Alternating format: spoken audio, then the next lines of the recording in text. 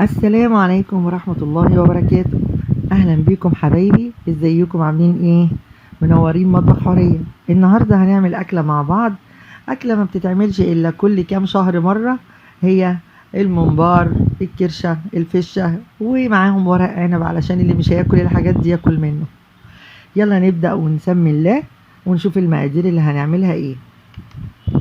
اول حاجة معانا ممبار متنضف وزي الفل ومتقطع، وكمان ادي معانا خضرة مقطعة، معانا رز مغسول، معانا طماطم على بصل على فلفل حامي مضروبين مع بعض في الكبة، توابل طبعا مشكلة عشان المحشي ده يعني ملك التوابل، والخضرة طبعا عارفينها شبت وبقدونس وكزبرة، ودي معلقتين صلصة، والزيت ربع كوباية زيت.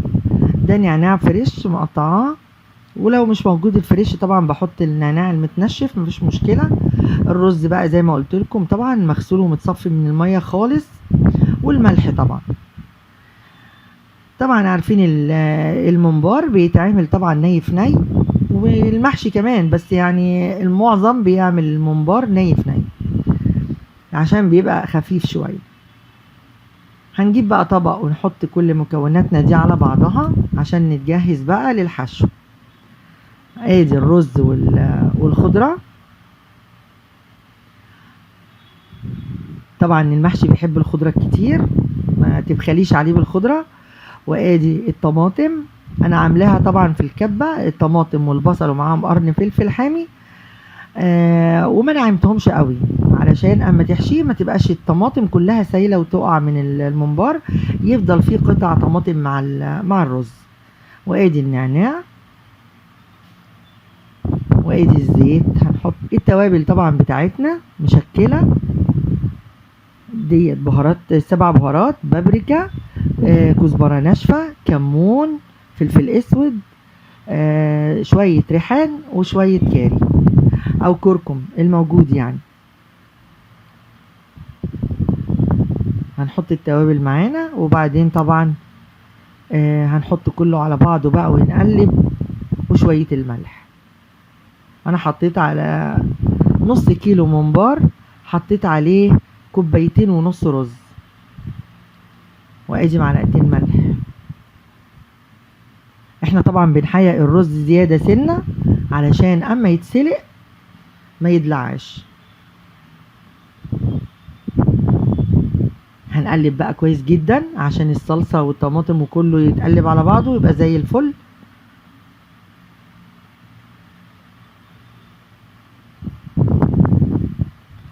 ايوه كده تمام، حلو قوي. نبدأ بقى ايه، نسمي الله ونعبي الممبار. انا جبت الصينية ديت علشان حرفها صغير مش زي الطبق غويط، مش هعرف احط ايدي واعبي الممبار، فهاخد شوية كده من الرز واعبي ايه واحدة واحدة، وكل ما اخلص احط رز غيره. الممبار طبعا انا غسلاه ومنضفاه وزي الفل ونقعاه وبخل ودقيق وكل حاجة وبقى قشطة، وقطعته قطع صغيرة. انا ما بحبش اعمله كبير، اهو شايفين الحتة قد ايه، يعني حوالي 17 18 سنتي 20 سنتي بالكتير. طبعا كلنا عارفين ما شاء الله عليكم، كلكم عارفين بنمسكه بالحرف صباعنا الاتنين بايدينا الاتنين، وبنعبي بالصباع الوسط كده اوام اوام. وطبعا علشان هي قصيرة فخلاص بتتملي بسرعة، واحنا طبعا مش بنعبيه جامد. اهو شايفين الحبة اللي دخلوا بوزعهم عليه من اولها لاخرها، وبدوس عليه كده عشان يبقى مبطط، ما تخليهوش طبعا مليان علشان ما يفرقعش، وعشان الرز ما يخرجش كله في مية السلق. وطبعا بنسيب حتة من فوق وحتة من تحت حوالي كده مثلا سنتي فاضية ما فيهاش رز، علشان طبعا الرز بيزيد، وعشان ايه ما يمنناش بقى مية السلق رز. ايوه، وننضف الرز كده من عليه من بره ونرص في طبق. نعمل مع بعض واحدة كمان. طبعا الممبار هتلاقي فيه مثلا واحدة واسعة واحدة ضيقة، انت هتعملي الرز طبعا كل واحدة على قد ايه مقدارها، يعني واحدة واسعة برضو هنعمل نفس المقدار، واحدة ضيقة هتاخد اقل، وهكذا. اهو نعبي كده ونفرد. وطبعا بيسهل عليكي جدا ان انت مقطعاه صغير. لو طويله بقى تفضلي تعبي لحد تحت، وبعدين في ناس بتعمله وبعدين تقطعه في الاخر، بس انا شايفه ان كده اسهل يعني.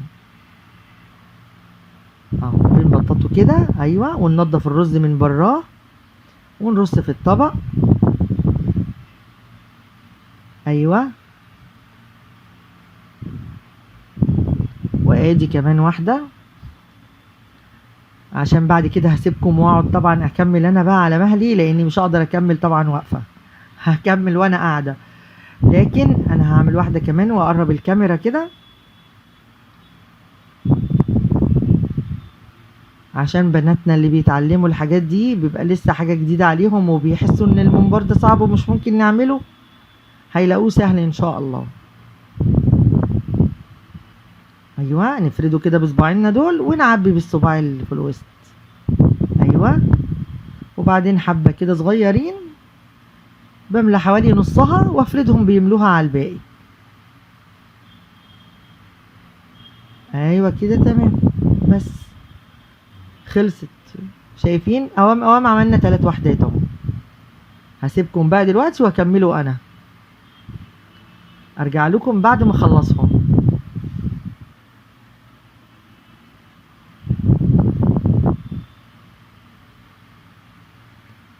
وادي الممبار خلص والطبق اتملى والحمد لله.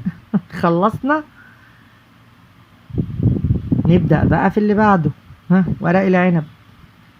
انا كنت بعمل اهم وعملت 3 صوابع، بس للاسف لقيت الكاميرا واقفه. شايفين بقى طبعا ورق العنب سهل وكلنا بنعمله زي الفل، بس انا بحب اجيب الورق البناتي. بصوا الصوابع صغنونه كده وجميله، تتاكل كده بالشوكه على طول، سهله. والورقه اللي بلاقيها مقطوعه مفيش مشكله، بصوا قطعتها وحطيتهم جنب بعض عشان تديني كانها ورقه واحده. بلف الجنبين واجيب من تحت وابرم، الف في الجناب بصباعك الابهام وتبرمي. نعمل واحده كمان كده مع بعض. ايوه، هنطبق من اليمين ومن الشمال ونطبق من تحت، واحنا ماشيين نبرم ونلم نبرم ونلم من الجناب. بس تمام كده. هكمل برضو الورق العنب واجي لكم تاني. معلش المحشي ده ما اقدرش اعمله على الواقف يا جماعه، لازم اقعد. اهو صغنن وجميل ازاي. اهو خلصنا ورق العنب. هنجيب بقى الطاجن، انا هعمله في الفرن بدل ما يقعد يطرطش على البوتاجاز بقى ويبهدل لنا الدنيا.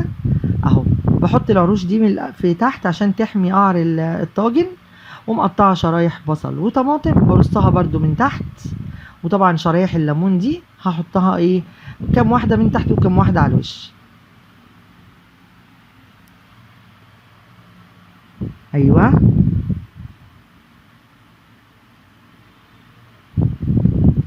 وبعد كده هنرص بقى ورق العنب.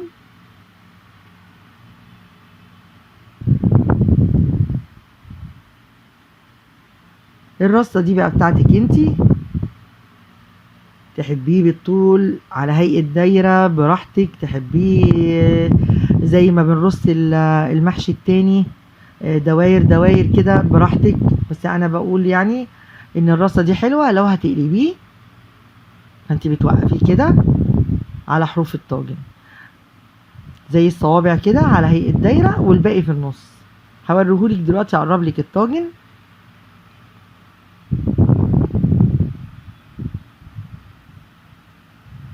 طبعا لما بتحشيه كله في طبق وتيجي ترصي بترصي اسرع. اهو شايفين كله حوالين داير.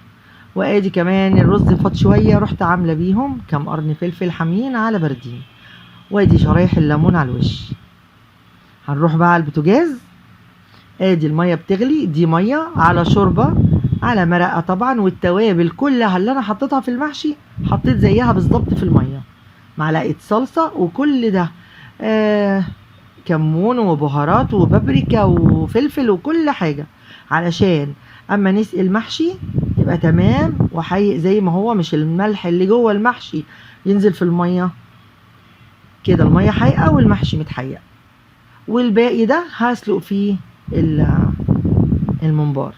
دلوقتي هكلفته بقى كده كويس جدا واقفله بورق الفويل طبقتين على بعض علشان لما الميه تغلي ما تشيلش الورقه. وطبعا مولعه الفرن سخنت وهحط الطاجن جواه.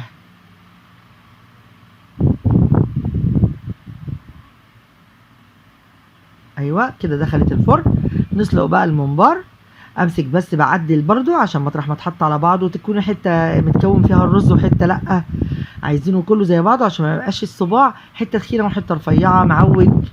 فتمسكيه بايديكي تظبطي الحتت اللي اتنعكشت وتسقطي في الميه.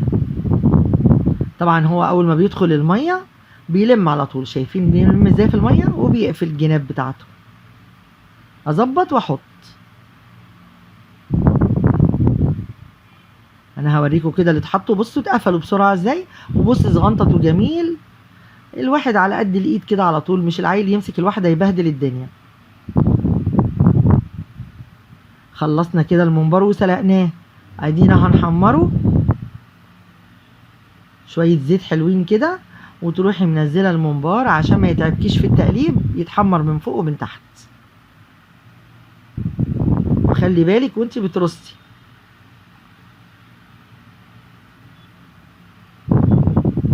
ايوه كده تمام.